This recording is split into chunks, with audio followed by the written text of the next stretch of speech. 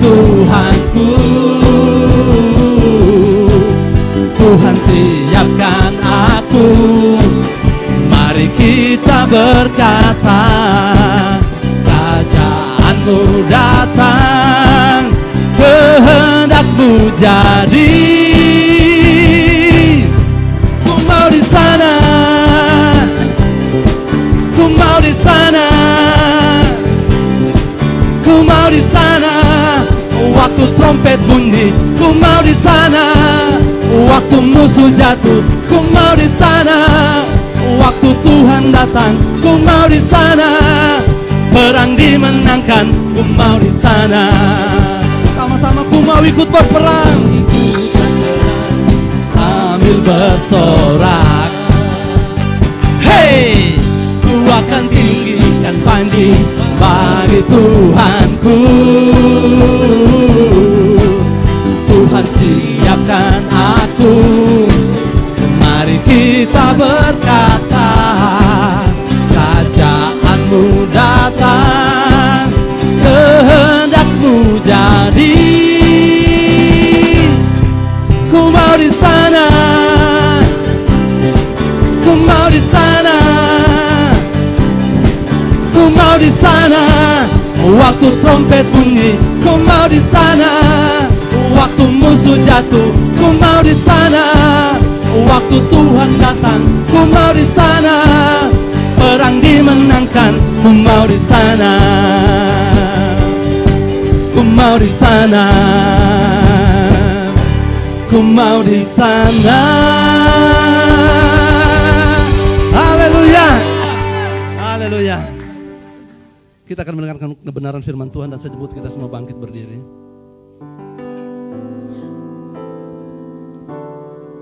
Kita tahu dari zaman ke zaman banyak penguasa-penguasa, banyak pemerintah-pemerintah, bahkan pemimpin-pemimpin agama berusaha untuk menguburkan nama Yesus, berusaha untuk menghalangi orang memberitakan nama Yesus, berusaha untuk menghukum orang-orang yang memberitakan nama Yesus. Tapi kita tahu bahwa firman Tuhan akan digenapi, bahwa setiap lidah akan mengaku dan setiap lutut akan bertelut bahwa Yesus Kristus adalah Tuhan. Amin. Kami bersyukur Tuhan, Kau yang terindah dalam hidup kami Tuhan.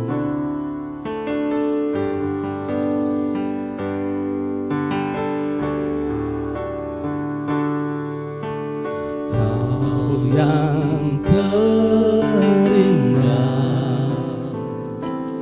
di dalam hidup ini. Tiada Allah Tuhan yang seperti-Mu.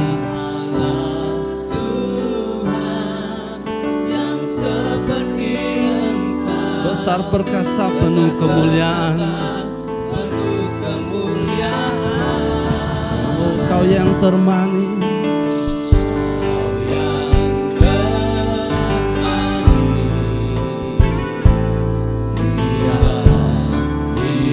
ku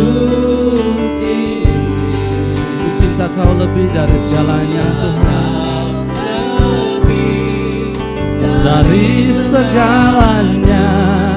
Besar kasih setia-Mu kepadaku. Ku sembah Kau ya Allahku. Ku tinggikan nama-Mu selalu. Setiap lutut kan bertelut menyembah Yesus Tuhan Rajaku.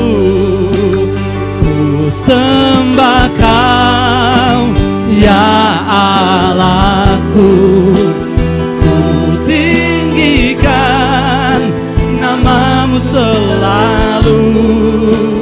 Serada lidah tak mengaku Engkaulah Yesus Tuhan Rajaku.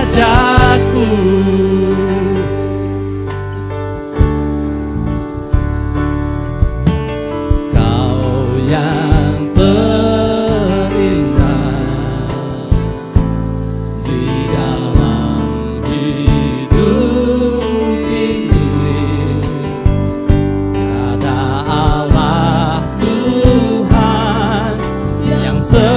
puji Engkau, besar perkasa penuh kemuliaan. Kau yang termanggil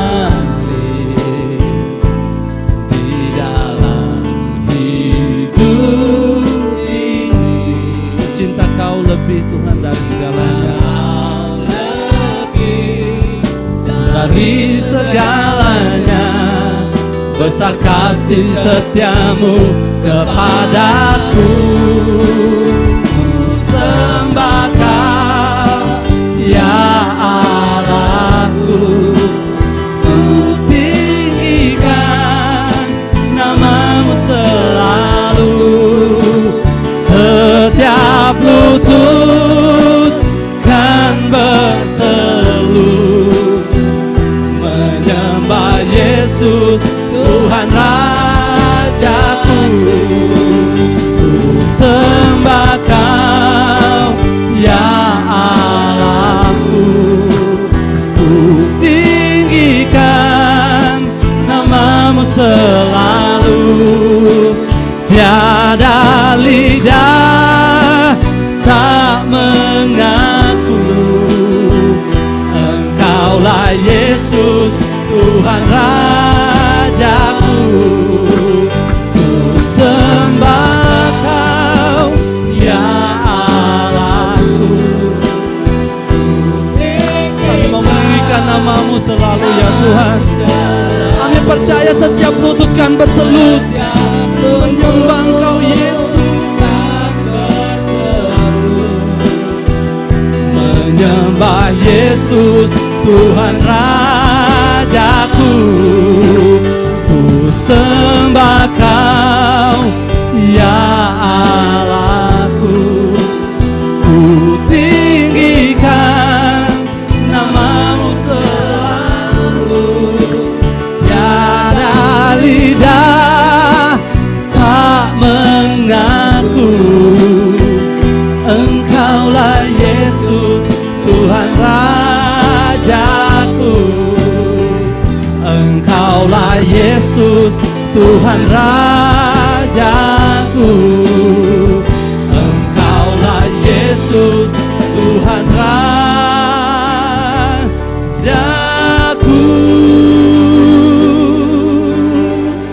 Haleluya, haleluya. Benar Tuhan, kami mengucap syukur.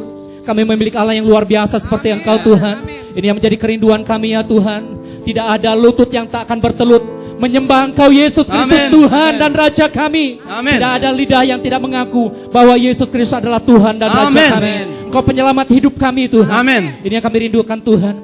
Kami percaya ada waktunya Tuhan. Ini akan terjadi di tengah-tengah kehidupan kami, di tengah-tengah masyarakat Indonesia, di negara kami yang tercinta Indonesia ini ya Tuhan. Bahkan di muka bumi ini ya Tuhan, semua akan menyembah Engkau. Amen. Yesus Kristus adalah Tuhan dan Raja kami. Amen. Haleluya. Amen. Yesus Tuhan. Amen. Kami mengucap syukur malam hari ini ya Tuhan. Kami rindu mendengarkan kebenaran firman-Mu. Mari ya Tuhan, Kau berfirman bagi kami semua.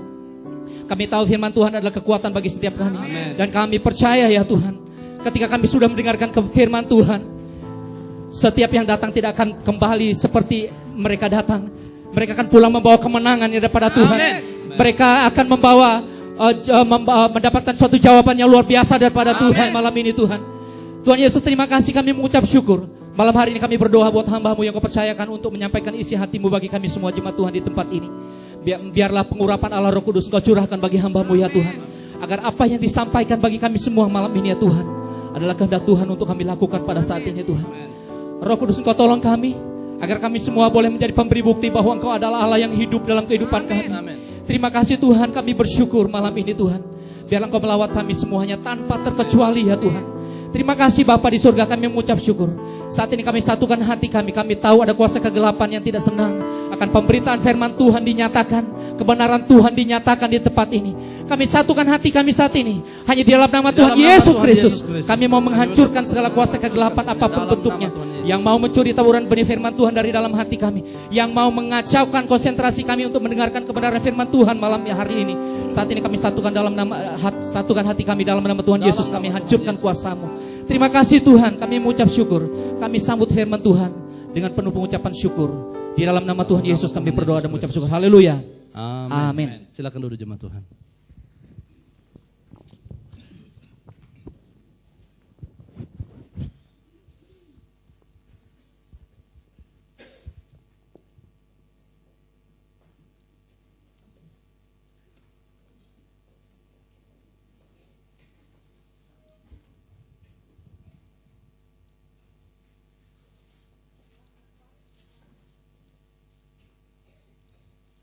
Shalom, puji nama Tuhan.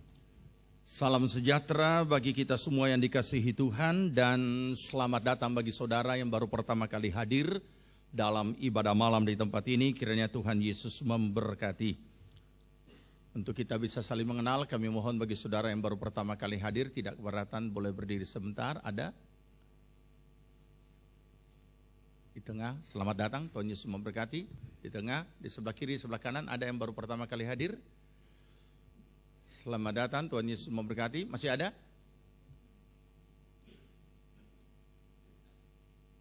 Mari kita doakan saudara-saudara kita yang baru pertama kali hadir. Terima kasih Bapa di sorga untuk kehadiran saudara-saudara kami yang untuk pertama kalinya beribadah bersama dengan kami dalam ibadah malam di tempat ini.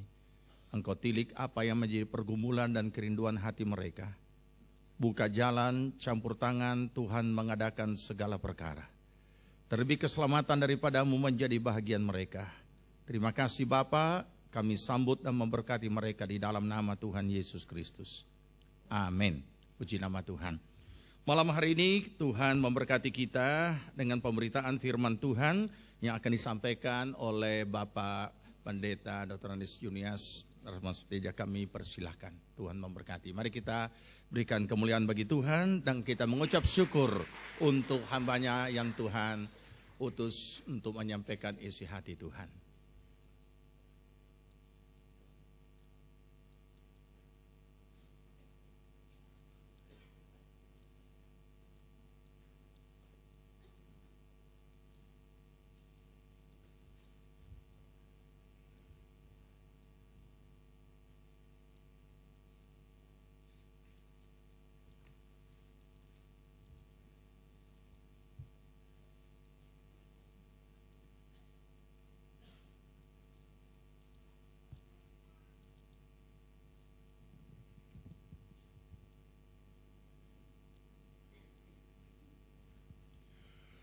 Shalom, selamat malam dan salam sejahtera. Tuhan Yesus memberkati kita semua yang hadir pada hari ini. Saudara sekalian, saya berterima kasih kepada Tuhan, juga berterima kasih kepada gembala setempat dengan jemaat GPS Palu ini yang memperkenankan saya untuk menyampaikan firman Tuhan pada malam hari ini. Tema firman Tuhan adalah sama dengan tadi pagi, adalah aku melupakan yang ada di belakangku dan mengarahkan diri kepada apa yang ada di depanku. Lalu sekalian Rasul Paulus mengajak kepada kita pada malam hari ini agar kita melupakan yang di belakang. Hal-hal yang di belakang yang menyesakkan hati kita mungkin, yang membuat kita nggak sejahtera mungkin, segala kepahitan-kepahitan yang terjadi pada tahun 2012 itu, mari kita lupakan. Dan kita mulai mengarahkan diri kepada apa yang di depan kita. Kita menyongsong tahun 2013 bersama dengan Tuhan dengan hati yang sejahtera. Terus sekalian, ayat ditulis oleh Rasul Paulus dalam Filipi 3 ayat 13b ini, ya, saya ambil bagian akhir, yang mengatakan bahwa aku melupakan apa yang ada di belakangku dan mengarahkan diri kepada apa yang di depanku. Mungkin di dalam tayangan ini nantinya ada sedikit berbeda dengan pagi hari tadi. Kadang-kadang juga Tuhan bicara pada kita meskipun sama, tapi juga bisa berbeda. Sebab itulah mungkin juga kalau dalam tayang ini ada yang berbeda, mohon dimaafkan. So sekalian, kalau ayat ini saya paralisasikan dengan apa yang tulis oleh Rasul Paulus dalam Roma 8 ayat 28, dan di dalam Perjanjian Lama yang ditulis dalam Yeremia 29 ayat 11b, maka akan memberikan kepada kita kekuatan. Ayat-ayat ini memberikan kita kekuatan menghadapi pergumulan hidup, menghadapi badai hidup yang mungkin akan menerpa kita. Karena badai hidup dan gelombang kehidupan itu tidak akan berhenti. Selalu ada di depan kita ini. Tapi Tuhan Yesus mengatakan dalam firman-Nya bahwa Aku Allahmu itu bekerja di dalam segala hal. Dan bahasa lain juga di dalam segala sesuatu. Allah turut bekerja dalam segala sesuatu yang mendatangkan kebaikan bagi mereka yang mengasihi Dia. Kuncinya hanya bagi mereka yang mengasihi Dia. Bahwa Dia mau bekerja sama dengan kita jikalau kita mengasihi Dia. Lalu dikatakan dalam Yeremia 29 ayat 11 mengatakan bahwa dan memberikan kepadamu hari depan yang penuh pengharapan. Allah bukan saja bekerja bersama dengan kita dalam segala hal, dalam segala sesuatu, tapi Ia juga memberikan kepada kita hari depan yang penuh pengharapan. Kita menyongsong 2013, kita meninggalkan 2012. Rasul Paulus mengatakan lupakan 2012 itu. Mari kita menyongsong 2013. Dan kita nggak perlu takut lagi karena Tuhan sudah menjanjikan kita itu janji yang begitu luar biasa. Bahwa Aku Tuhanmu selalu bekerja sama di dalam segala sesuatu. Bahkan dikatakan bahwa dalam PPL-nya, dan memberikan kepadamu hari depan yang penuh dengan pengharapan. So sekalian, seringkali kita dikatakan bahwa kita itu anak raja. Bahkan juga anak segala raja. Jikalau kita dikatakan sebagai anak segala raja berarti kita tidak akan mengalami penderitaan. Kita tidak akan mengalami kesulitan. Kita tidak akan mengalami hal-hal yang tidak menyenangkan. Semuanya berjalan dengan baik. Karena sebagai anak raja, pasti kita diberlakukan sangat istimewa. Lebih daripada yang lain. Apalagi firman Tuhan mengatakan bahwa kita ini adalah pemenang. Ya, firman Allah mengatakan bahwa kita ini adalah pemenang. Dan lebih dari pemenang. Dalam bahasa Inggris sangat bagus sekali katakan, in all these things, we are more than conquerors. We are more than. Ya, berarti kita selalu, ya, kita selalu menjadi pemenang. Bahkan lebih dari pemenang. You are more than conquerors. Kita ada lebih dari pemenang. So sekalian, kalau firman Tuhan mengatakan bahwa kita ini anak raja, lalu ditekankan lagi bahwa kita lebih dari pemenang, kadang-kadang kita merasakan hal yang kontradiksi. Karena apa dikata firman Tuhan kadang-kadang lain.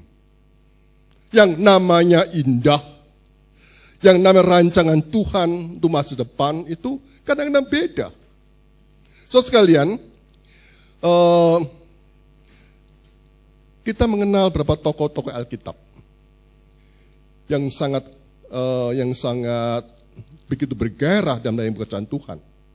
Salah contoh adalah Stefanus yang ditulis dalam Kisah pasal ke-7. Stefanus seorang hamba Tuhan yang begitu punya dedikasi begitu luar biasa. Pelayannya yang begitu luar biasa. Yang memberikan hidupnya kepada Tuhan begitu luar biasa. Tetapi ia harus mati. Dan matinya kalau boleh dikatakan seperti mati tanda petik konyol. Dirajam batu sampai mati. Saya pernah dilempar batu, saudara. Dan mengenai tubuh saya dan saya luka. Sakitnya bukan main. Apalagi kalau dikatakan dirajam batu itu mungkin ratusan batu dilemparkan kepada Stefanus. Dan pada akhirnya Stefanus mati dengan segala penderitaannya. Oleh karena menyampaikan kebenaran firman Tuhan. Ada lagi dikatakan tentang Yohanes Pembaptis atau Yahya Pembaptis. Ya, ia coba menyampaikan kebenaran Allah. Yohanes menjelaskan kepada Herodes bahwa ia bersalah. Ia menikahi istri saudaranya sendiri. Bahwa itu tidak benar, itu salah. Yahya Pembaptis menyampaikan kebenaran firman Allah. Tapi apa yang dia terima? Kepala dipenggal. Ya, istri Herodes minta supaya kepala dipenggal karena dia pernah menyakiti hati daripada istri Herodes. Firman Allah mengatakan, apakah kalau aku menyampaikan kebenaran itu, aku menjadi musuhmu? Dan benar kalimat dikatakan seperti itu. Kita menyampaikan kebenaran firman Tuhan, lalu kita dianggap sebagai musuh. Dan Yahya Pembaptis harus dipenggal kepalanya, diberikan kepada istri Herodes.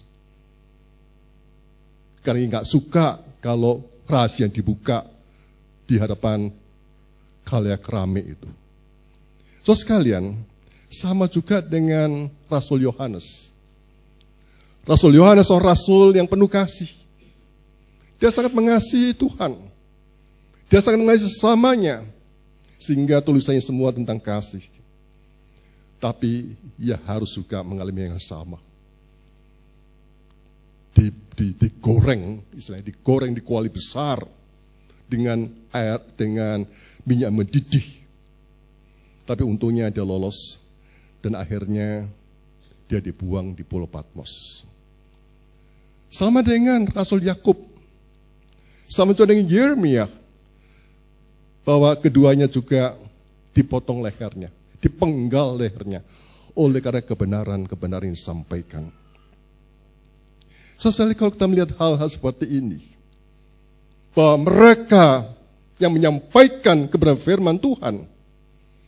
Mereka berusaha melayani Tuhan dengan dedikasi begitu rupa. Tapi mengalami kejadian seperti ini.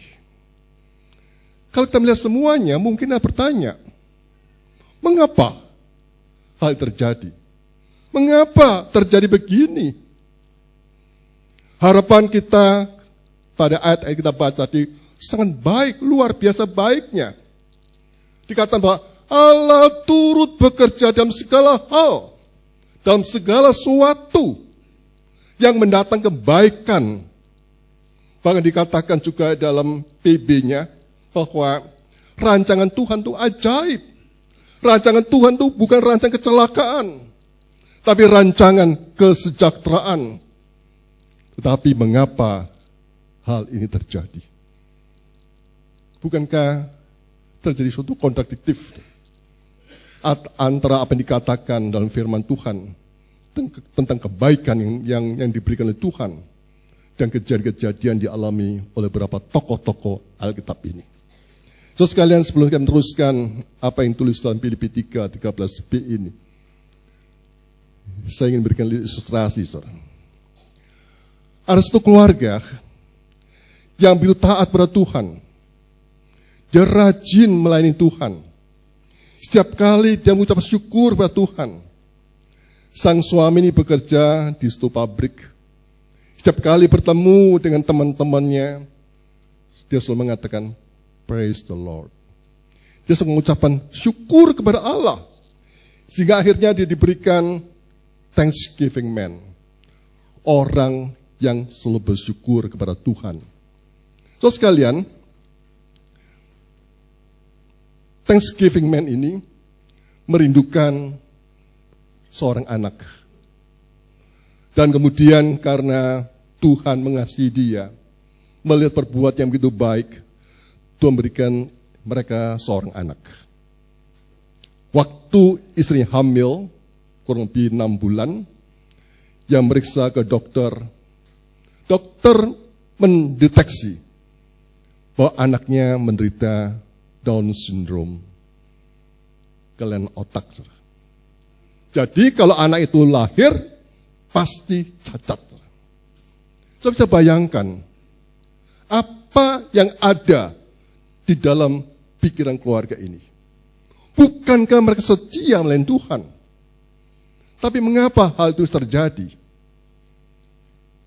Ilustrasi kedua yang ingin saya sampaikan, ada seorang muda yang sangat cemerlang pola pikirnya, saudara. Kalau boleh dikatakan, ia seorang jenius yang bernama Zakaria. Sejak ia di SMA, ia dikenal sebagai bintang kelasnya. Karena ia begitu luar biasa pintarnya. Dan dedikasinya kepada Tuhan pun luar biasa. Ia ingin menjadi seorang dokter. Dan kemudian ia berhasil masuk di fakultas kedokteran di University of Arizona di Amerika.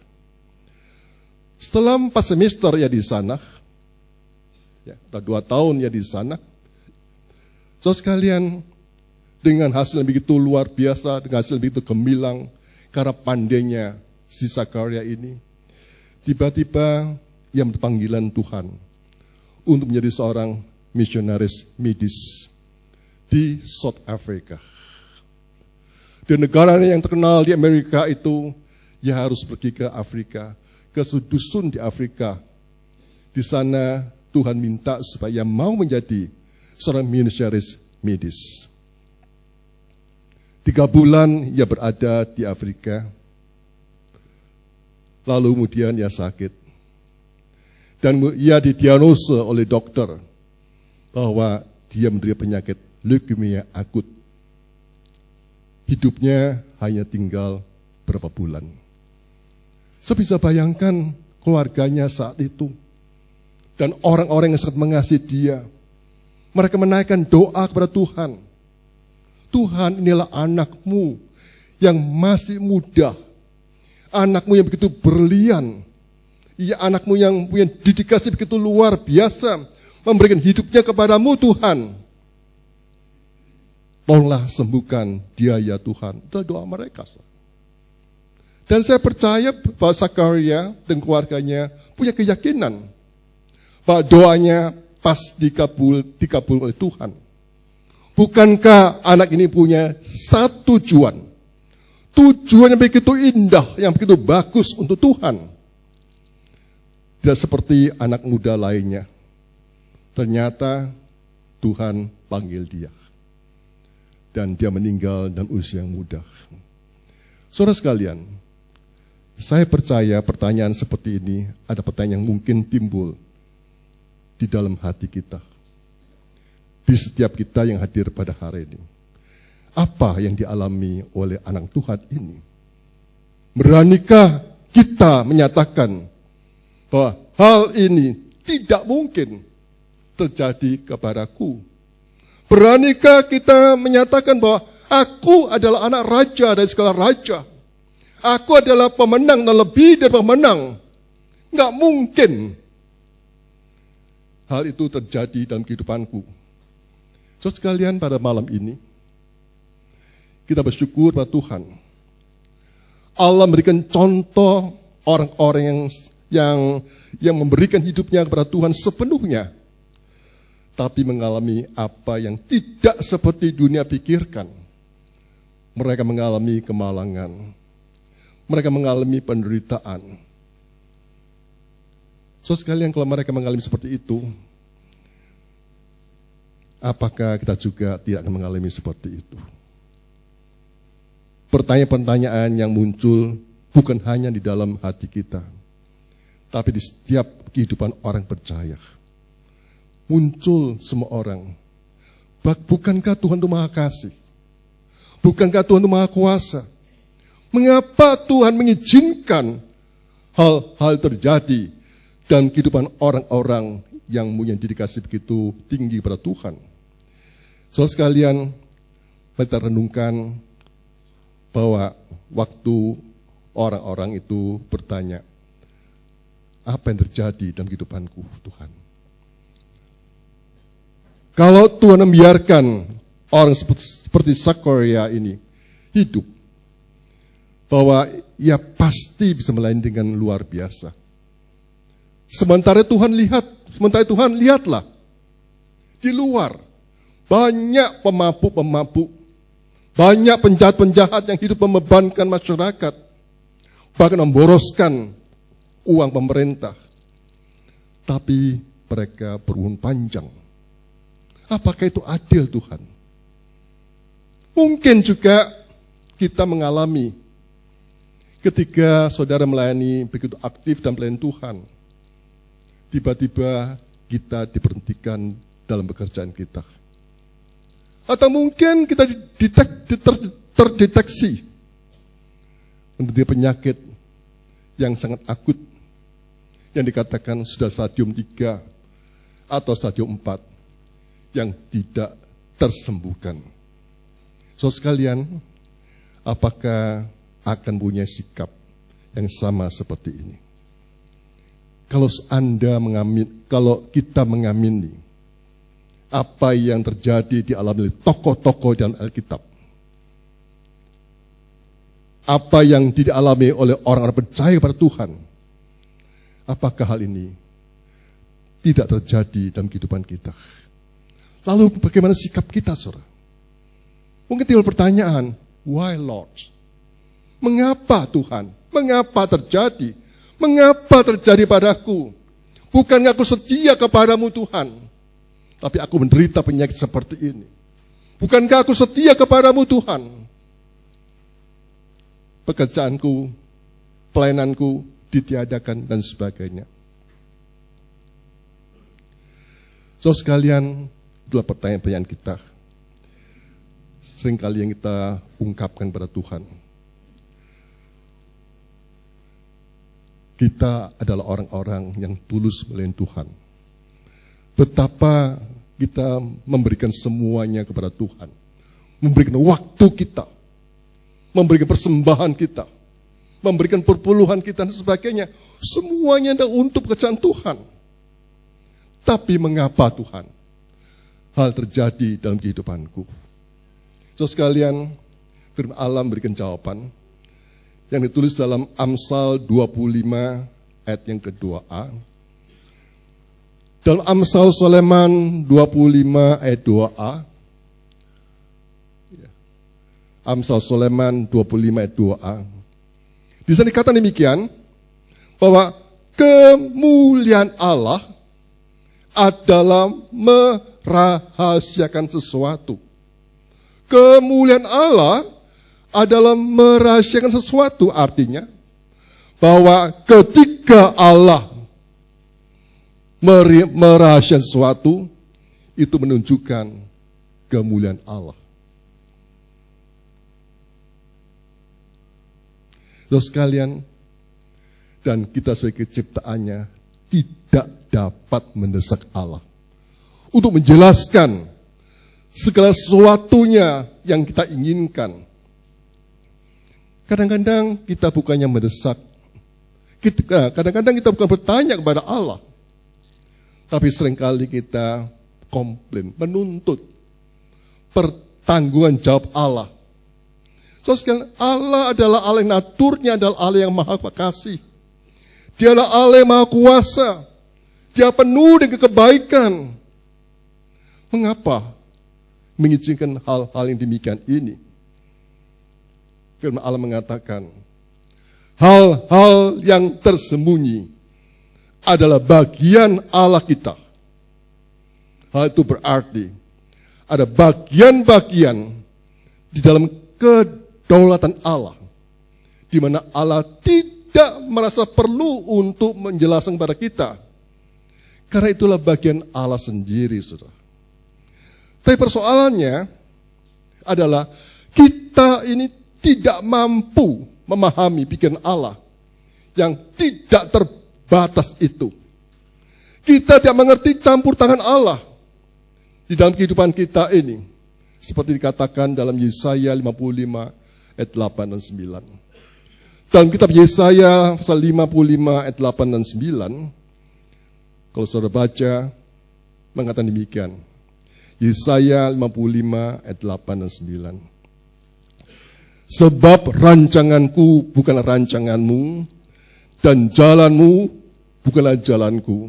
Seperti tingginya langit dan bumi, demikian pula tingginya jalanku dan jalanmu, dan rancanganku dan rancanganmu.